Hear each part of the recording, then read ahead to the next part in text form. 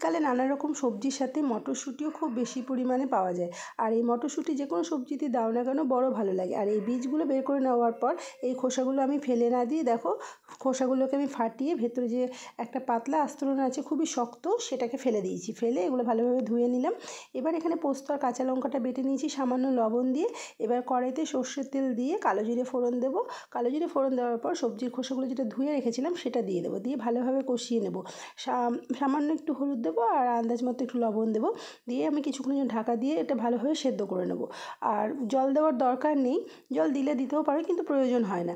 তারপরে আমি এটা যখন সেদ্ধ হয়ে যাবে তারপরে আমি যে বাটা পোস্তটা রেখেছি সেটা ভালোভাবে দিয়ে নেড়ে চেড়ে আমি সামান্য কাঁচা সর্ষের তেল আর কাঁচা লঙ্কা দিয়ে নামিয়ে নেব। গরম ভাতে গরম গরম এই সবজির রেসিপিটা দারুণ লাগে। তোমরা একবার চেষ্টা করে দেখো, খুবই ভালো লাগবে। আর খেয়েও বলো কেমন হয়েছিল।